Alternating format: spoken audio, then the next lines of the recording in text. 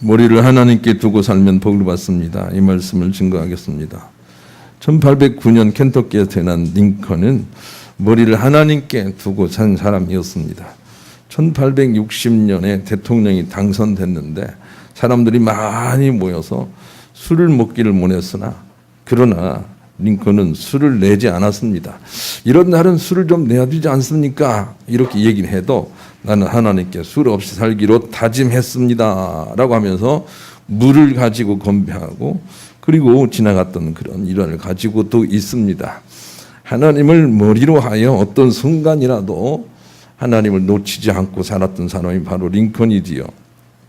1864년에 남북전쟁이 일어났는데 그런데 전세가 자기에게 불리하게 되어도 하나님을 놓치지 않았습니다. 사람들은 하나님이 우리를 버렸나 봐요 라고 말할 때 링컨은 그 반대로 아니야, 하나님이 아니고 우리가 하나님을 놓치고 있는 거야 라고 하면서 기도를 열심히 해서 마침내 승리를 일궈낸 사람이 된 것입니다.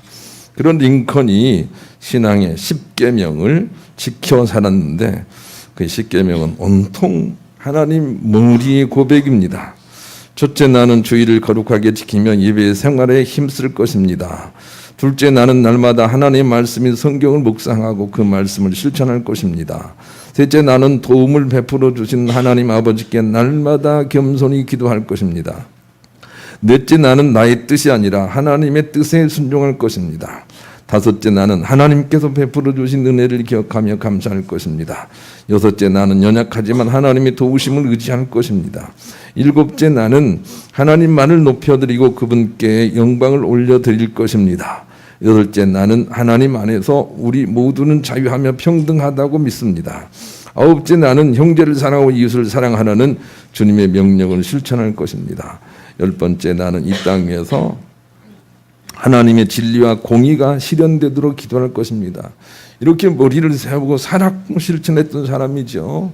그의 인생은 온전하게 하나님께 쓰임받은 인생이 되어 하늘에서 크게 칭찬을 받을 인생이라는 거 우리가 잘 알 수가 있습니다. 이처럼 우리가 머리를 하나님께 두고 살아야 모든 삶들이 풀리도록 하나님께서 역사를 하신다는 거 기억을 했으면 좋겠습니다. 시편 144편 15절, 이러한 백성은 복이 있나니 여호와를 자기 하나님으로 삼는 백성은 복이 있도다 그랬습니다. 하나님께 머리를 들고 사는 사람들이 복을 받는다, 이 부분에 대해서 하나님은 분명하고 확신하고 그리고 자신감에 차서 여기저기서 우리에게 말씀을 하십니다. 다윗도 그 중에 한 사람이죠. 그래서 다윗의 머리는 항상 하나님이십니다. 여호와는 나의 목자시니 하고 그분에게 머리를 듭니다. 그리고 고난도 힘들고 어려운 일도 그분에게 머리를 들고 나아갑니다. 그런데 그 모든 것들이 그에게 복이 됐다는 거, 그게 삶을 통해서 우리가 증거를 하고 있습니다. 머리를 하나님께 두고 사는 사람들은 힘들고 어렵고 환난이 찾아오고 그런 일이 있어도 결국은 하나님께서 손으로 빚어가신다는 거 우리가 기억을 해야 되겠습니다. 대통령이 바뀌면 그 대통령의 색깔에 따라서 나라 전체가 점차 바뀌어 가지만 그러나 우리는 하나님께 마음을 두고 그 선하심으로 우리 인생이 펼쳐지도록 그렇게 사는 일에 우리 머리가 하나님을 향해서 들려 있어야 되겠습니다. 우리 몸과 삶은 마치 바보처럼 아무 생각도 없이 그냥 머리를 따라 변화되어 갑니다. 잠언 23장 7절, 대저 그 마음의 생각이 어떠하면 그 위인도 그러한즉 그가 내게 먹고 마시라 할지라도 그의 마음은 너와 함께 하지 아니함이라 그랬습니다. 우리가 머리를 어떤 곳에 두고 있느냐에 따라서 몸과 삶은 바보처럼 그냥 따라가는 것입니다. 그러니 선하신 하나님께 머리를 두고 전능하신 하나님께 머리를 두고 사는 사람들은 그 영향을 받아서 삶이 풀어질 것입니다. 링컨은 이런 유명한 말도 했습니다. 사람이 나이 40이 되면 자기 얼굴에 책임을 져야 된다. 그 이유는 그가 무슨 생각을 하고 있든지 40까지는 그의 생각이 얼굴로 나타나기 때문일 것이라고 그렇게 설명을 하면서 사람들에게 가르쳤습니다. 우리의 근원이 무엇이고 우리의 머리가 무엇인지에 따라서 우리의 삶과 우리의 몸이 달라진다는 것이죠. 그리고 하나님은 우리의 근원이 당신 자신이기를 원하고 그것 때문에 우리의 몸도 아주 깨끗하고 상쾌해지기를 원하십니다. 고린도후서 4장 7절로 10절을 우리 같이 한번 읽어보십시다. 시작. 우리가 이 보배를 질그릇에 가졌으니 이는 심히 큰 능력은 하나님께 있고 우리에게 있지 아니함을 알게 하려 함이라. 우리가 사방으로 우겨쌈을 당하여도 쌓이지 아니하며 답답한 일을 당하여도 낙심하지 아니하며 박해를 받아도 버림받지 아니하며 거꾸로 뜨림을 당하여도 망하지 아니하고 우리가 항상 예수의 죽음을 몸에 짊어짐은 예수의 생명이 또한 우리 몸에 나타나게 하려 함이라. 우리가 몸을 강건하게 하는 방법을 거기다 적시하고 있습니다. 보배이신 하나님을 모시고 온갖 고난을 다 이겨 살고 머리를 들고 있으면 몸도 고쳐질 것이라고 우리가 질병을 치유하는 방법을 거기에다 말씀하고 있습니다. 인생도 마찬가지입니다. 우리가 주님께 머리를 들고 있어야 그래야 인생이 점차 펴진다는 것을 여러 차례 말씀을 하고 있는 것입니다. 예수님은 우리에게 돈이나 건강을 주시려고 오신 분이 아니라 돈과 건강의 머리가 되시기 위해서 당신 자신이 머리와 근원으로 오신 분이라는 것을 여러 번 말씀을 주고 있습니다. 오늘 본문도 마찬가지입니다. 그런데 사람들은 예수님께 건강을 주세요. 병을 고쳐주세요. 부유케 해주세요. 이 나라를 로마 학장에서 구원해 주세요. 라고 그렇게 잘못된 믿음으로 반응을 하는 것이 항상 하나님과 예수님에게는 안타까움이셨습니다. 당신 자신이 건강도 되시고 당신 자신이 또 부유도 되시고 당신 자신이 자유도 되셔서 우리의 머리에 계시기를 원하시는데 사람들은 그것은 알지 못하고 조급한 것입니다. 범사에 건강 되신 예수님을 붙들고 살아야 몸도 회복이 됩니다. 특별히 무엇을 먹든지 마시든지 하나님을 떠올려 먹고 마시지 않으면 건강이 고쳐지지 않습니다. 고린도서 11장 29절로 30절이 그런 말씀이에요. 한번 읽어보십시다. 시작. 주의 몸을 분별하지 못하고 먹고 마시는 자는 자기의 죄를 먹고 마시는 것이니라. 그러므로 너희 중에 약한 자와 병든 자가 많고 잠자는 자도 적지 아니하니. 그렇습니다. 우리가 무엇을 먹든지 마시든지 이 근원의 건강이 되시는 주님을 떠올려 먹고 마시지 않는 것으로 말미암아 우리 약한 것과 병든 것들이 생긴다는 것입니다. 이것을 깨닫는 자는 지혜롭습니다. 부유도 마찬가지입니다. 주님을 모시고 무슨 일을 해야 부유가 생기는 것입니다. 고린도후서 8장 9절 같이 한번 읽어보십시다. 시작. 우리 주 예수 그리스도의 은혜를 너희가 알거니와 부유하신 이로써 너희를 위하여 가난하게 되심은 그의 가난함으로 말미암아 너희를 부유하게 하려 하심이라. 그랬습니다. 여기에 부자라고 말씀하지 않고 부유라고 말씀하신 부분을 우리가 깊이 이해했으면 좋겠네요.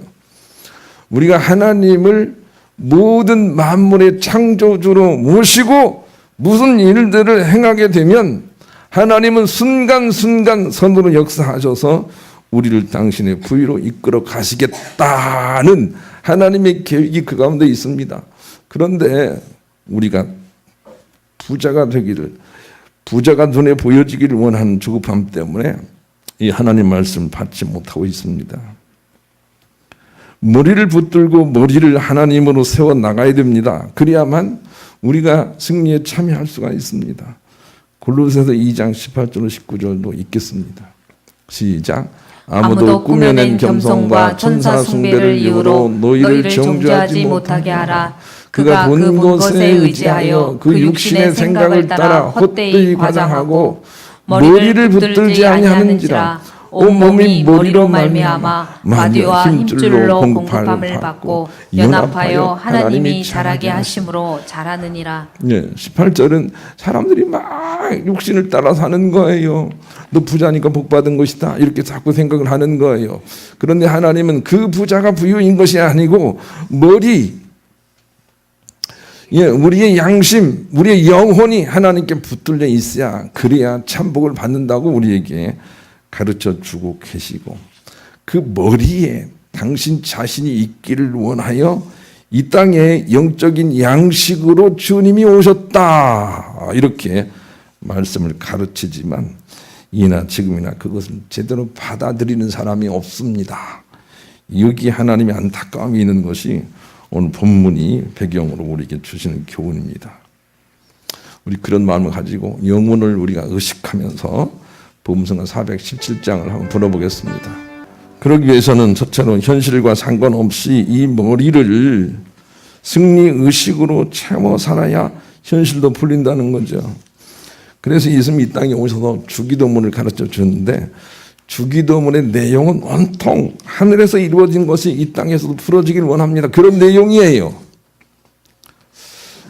우리가 미혹당하지 않기를 원합니다. 그런 내용이에요. 날마다 그 일용할 양식을 주시기를 원합니다. 그런 내용이란 말이에요. 그때 그 양식이 뭡니까? 그 양식이 오늘날 내 쌀떡을 채우는 것입니까?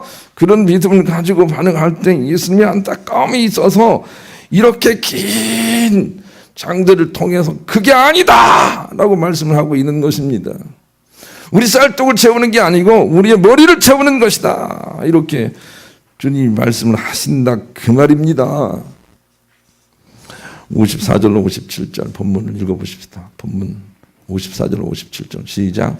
내 살을 먹고 내 피를 마시는 자는 영생을 가졌고 마지막 날에 내가 그를 다시 살리리니 내 삶은 참된 양식이요 내 피는 참된 음료로다. 내 살을 먹고 내 피를 마시는 자는 내 안에 거하고 나도 그 안에 거하나니 살아계신 아버지께서 나를 보내심에 내가 아버지로 말미암아 사는 것 같이 나를 먹는 그 사람도 나로 말미암아 살리라. 그랬습니다. 뭐라고 말씀하시는 것처럼 들립니까? 하나님께서 나를 먹고 마시는 거 넘치게 해주겠다, 그렇게 들립니까? 그 말씀이 아니란 말입니다. 하나님의 양식을 우리의 머리에 늘 채워서 우리가 주님의 승리와 충만의식으로 무슨 일을 행하게 될 때 그것이 우리 삶 속에도 복으로 나타날 것이다, 이렇게 말씀을 하시는 거예요. 그러니 우리가 현실과 상관없이, 아픔과 상관없이 머리를 그 주님께 두고 우리가 고난 가운데도 가고 어려운 가운데도 가는 것입니다. 그것이 주님이 원하시는 거예요. 좋은 부모는 그래서 하나님께 이 머리를 두고 사는 사람들입니다. 그래서 힘들고 어려워도 이 하나님에 대한 소망 때문에 자녀들이 좀 어그러지는 것 같아도 기도로 깨어서 그들을 견인하고 붙잡아 주는 자들입니다.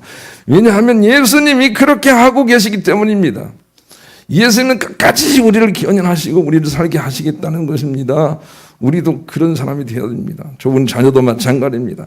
가정 탓하고 환경 탓하고 이런 자녀들은 좋은 자녀가 아닙니다. 그 모든 것들은 십자가로 짊어지고 하나님으로 깨어서 힘들고 어렵지만 잘 감당하게 될 때 그때 정말로 좋은 참복이 임할 것이다 라고 하는 것이 우리 하나님께서 우리에게 주시는 메시지인 것입니다. 그러므로 우리의 머리를 바꾸어서 하나님으로 세우고 하나님으로 머리를 들고 살아서 자기 자신도 견인되고 세상도 견인하며 사는 것이 우리가 주님께 부여받은 사명인 것을 우리가 잊어버리면 안 됩니다. 머리를 하나님께 두고 살아야 됩니다. 땅에 들고 살면 안 되는 것입니다. 하나님은 우리를 끝까지 그렇게 이끌어 주실 것이기 때문입니다. 복음성가 94장 같이 찬양하십시다. 하나님이 우리를 이렇게 하시고 변하지 않을 것이니 그러니 너도 가서 네 주변 사람들을 그렇게 해라 라는 것이지요. 끝까지 품어줘라 라는 거예요. 두 번째는 기복신앙을 버리고 머리신앙에 집중해야 된다는 거죠. 광야의 이스라엘 백성들이 60만 3,550명이 부름받았지만 기복신앙을 가진 사람들은 전부 다 버림받았어요. 머리를 들고 그냥 힘들고 어려워도 머리를 들고 살아간 두 사람만이 적과 꿀이 흐른 땅으로 들어갔단 말이에요. 그래서 먹는 거 마시는 거 그건 너무 타령하지 말아라 하고 그 얘기 또한 반복하고 있는 거예요. 58절로 59절 읽읍시다. 58절 59절 본문 보여주세요. 시작. 이것은 하늘에서 내려온 떡이니 조상들이 먹고도 죽은 그것과 같지 아니하여 이 떡을 먹는 자는 영원히 살리라. 이 말씀은 예수께서 가버나움 회당에서 가르치실 때에 하셨느니라. 그러니까 돈이나 뭐 집이나 이런 건 얘기하지 않는다는 거예요. 그것은 그냥 많이 가져도 영적으로 다 죽어나갔지 않느냐라고 말씀을 하고 계세요. 그래도 기복신앙을 내려놓고 머리신앙에 집중해야 돼요. 한번 말씀드린 적이 있는데 저도 3남 2녀의 둘째로 태어났는데 둘째 아들로 태어났는데 제 밑에 여동생이 하나 있고 남동생이 하나 있어요. 그런데 여동생이 얼마나 이거 방송 나가나요? 얼마나 욕심이 많은지 그냥 어머니 집에 오면 그냥 뭘 가져갈 거 없나 정신이 없는 거예요. 그냥 누가 가르쳐주지 않아도 그냥 냉장고를 다 뒤지는 거예요. 그래서 막 가져가니까 우리 어머니가 살아계실 때 그 딸이 온다고 하면 냉장고에 있는 거 다 치워놔요. 감춰놔요. 그리고 제 아내와 저는 달라고 하는 게 이만큼도 없어요. 달라는 게 없어요. 오히려 반대로 해요. 그런데도 그냥 못 줘서 그냥 난리예요. 나는 그냥 그만 줘요. 그냥 그렇게 해도 막 그냥 주려고 한다니까요. 이 마음을 아시겠는지요? 하나님이 못 줘서 난리 친데 그냥 달라고만 하고 있으면 하나님의 안타까움이 거기 있다는 거예요. 그냥 하나님 머리로 해서 감사함으로 살아보라는 거예요. 고난 가운데서 머리를 좀 들 수 있겠느냐는 거예요. 그래서 머리로 오셨다는데 그 떡을 먹으라는데 이 떡만 얘기를 하는 거예요. 분별을 해야 된단 말이에요. 한국 교회를 생각하면 안타까움 중에 하나가 그런 거지요. 옛날에 그냥 교회가 그냥 열어놓기만 하면 부흥하고 했던 때 참 그 부흥 강사 부흥이도 참 많이 했어요. 근데 부흥 강사들이 무슨 특별한 의미를 가지고 부흥회를 하지요. 이번에 건축을 해야 되겠으니 돈이 필요합니다. 그러니까 그냥 부흥회를 막 북치고 장구치고 하고 난 다음에 그 다음에 끝부분에 그런 얘기를 하죠. 자, 이제 은혜를 받았으니 교회를 지어야 되겠습니다. 그러니 헌금 1억 할 사람 손 드세요. 1억이 없으면 또 9천만을 할 사람 손 드세요. 이래 해가지고 얼마나 많이 교회들이 건물이 지어졌습니까? 그런데 그 결과가 어떻게 되는 것입니까? 하나님 말씀처럼 주님이 원하시는 건 그게 아닌 거예요. 먹고 마시는 것을 의미하는 게 아닌 거예요.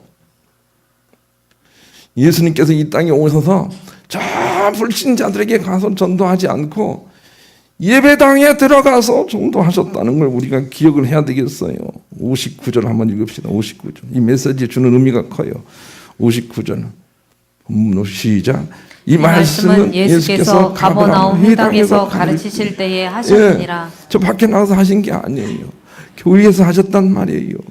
교회 안에 들어오신 분들이요, 제발 기복신앙을 버리고 하나님 머리로 하얗게 주께 맡기고 여러분이 어떤 처지에 있어도 하나님께 받아들여진 것처럼 여러분도 세상에 나가서 주변 사람들 그냥 받아주세요, 이끌어주세요 하고 주님께서 반복해서 말씀하시되 교회의 말씀을 하고 있다는 겁니다. 교회에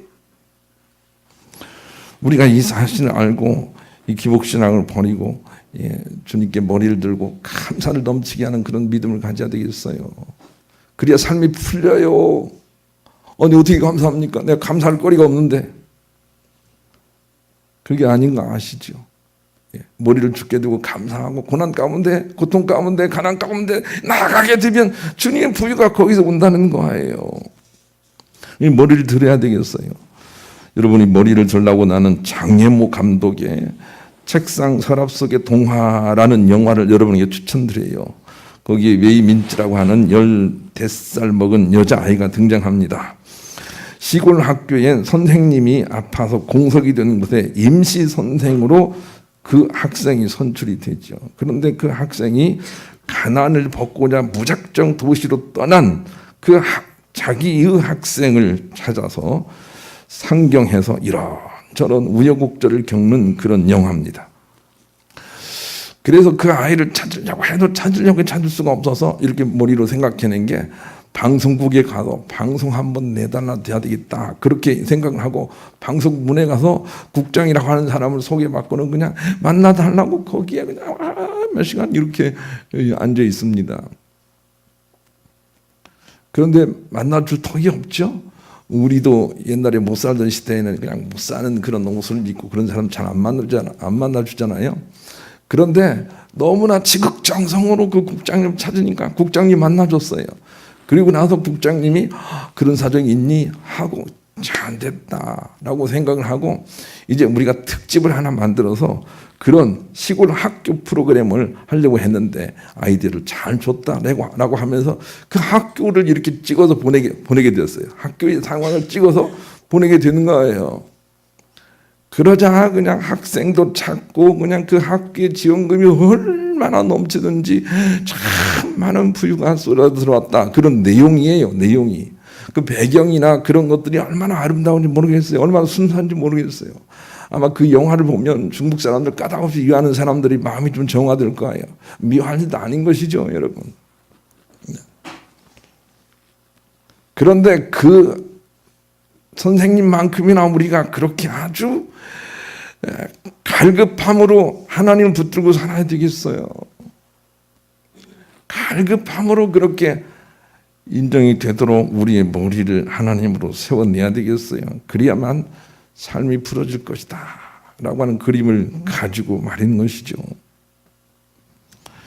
예수님은 우리를 한없이 기대하시고 견윤의 지식으로 작정하신 분이세요. 히브리서 9장 28절을 같이 읽어보십시다. 이 예수를 믿어야 돼요. 시작. 이와 같이 그리스도도 많은 사람의 죄를 담당하시려고 단번에 들이신 바 되셨고 구원에 이르게 하기 위하여 죄와 상관없이 자기를 바라는 자들에게 두 번째 나타나시니라.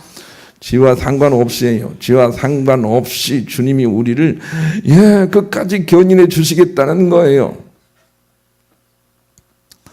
우리도 그래서 세상 사람들 죄와 상관없이 세상의 어떤 상황과 상관없이 그를 견인해 주는 사람이 돼야 돼요. 상관없이 여러 번 말씀 증거하지만 왜 자녀를 낳아 기르면서 자녀에게 그렇게 육신의 문제에 상관이 많습니까? 공부를 좀 못하면 어떻습니까? 공부를 못하면 그렇게 버려야 됩니까? 심정적으로 그러면 안 된다 그 말입니다. 그 육신의 일과 상관없이 그래 우리 가정에 널 보내준 게 너무 감사하다 하고 그에게 기대하면서 기도하면서 그를 견인해 줘야 되지 않겠는지요. 그게 예수님이시니까요. 그렇게 우리가 은혜를 받을 수 있어야 돼요. 예수님이 우리를 그렇게 견인하세요. 여러분 이 세상에서 우리가 잘못한 것 같고 양심에 거리끼는 것 같고 그렇다고 해서 예수님이 우리를 버리시는 게 아니에요. 우리를 정죄하지 않으세요. 그렇다고 해서 세상에 나가서 죄를 마음대로 지어라 그 말이 아니에요. 아시겠죠? 이런 사람이 있어요. 제가 그런 사람 보고 깜짝 놀라요. 여러분. 주님이 우리를 용서하셨으니까 어떻게 살아도 주님께 내어 맡기고 하면 다 용서하실 거야. 그러면서 또 가장 나쁜 일 반복하는 사람도 역시 구원으로 나가는 게 아니에요. 그런 사람도 역시 구원으로 나가는 게 아니에요. 구원에서 벗어나 있어요. 바르게 살려고 하는데 넘어지는 거 상관없이 다시 일어나는 자들, 이런 자들이 바로 산다 그 말입니다. 천국 간다 그 말입니다.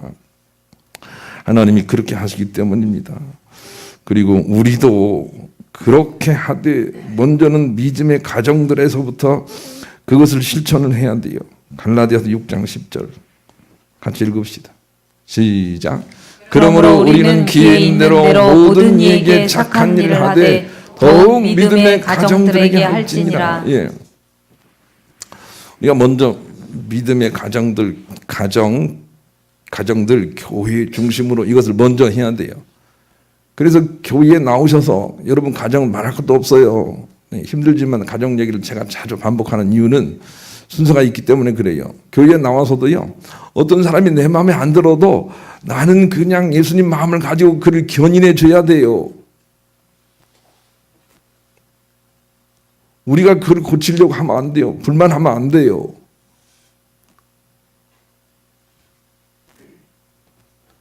그것이 우리의 사명이고 그것이 우리 구원의 증거예요. 내가 예수님께 그런 은혜를 입은 것을 내가 세상 사람들에게 그렇게 하게 될 때 그것이 우리의 것으로 만들어진단 말이에요. 우리가 주변 사람들은 전혀 받아주지 않고 너는 나하고 틀려 절로 가 하고 하나님께 받아들여질 수가 있지 않다 그 말이에요. 어떤 사람이라도 우리 원수라도 받아줄 수 있어야 돼요. 견인해 줄 수 있어야 돼요. 교회와 가정은 그 일에 앞장서야 되고 세상도 말할 거 없어요. 그렇게 해야 돼요. 바로 그 힘으로 우리가 천국에 가게 되는 것이고 그 열매가 바로 우리의 상급이 되기 때문에 그래요. 그래서 하나님 사랑, 이웃 사랑 이것을 하나님께서 두 계명의 축으로 말씀하고 계세요. 하나님이 우리를 그렇게 사랑하시니 그 하나님을 우리가 인정하고 그리고 세상 사람들 이웃도 반드시 우리가 그 하나님 사랑으로 붙들어 줘야 돼요. 견인 기억을 하세요. 우리는 견인하는 자지 실족해 하는 자가 돼서는 안 돼요. 나 때문에 어떤 사람이 실족한다면 차라리 연자맷돌을 목에 메우고 물에 빠져 죽는 게 낫다 그랬어요. 실족해 하는 사람이 아니라 세워주는 사람이 돼야 해요. 그래도 사랑한다 하고 세워줘야 돼요. 조건이 없어야 해요. 그것이 우리가 할 일이에요. 그것을 하나님이 예수님이 하고 계세요. 힘들고 어렵지만 머리를 하나님께 두고 용기를 내셔서 일어나시길 원하고 다른 사람들도 그렇게 붙잡아 주셔서 영육간의 풀림을 체험하시는 여러분 모두가 될 수 있기를 우리 주님의 이름으로 간절히 축원합니다.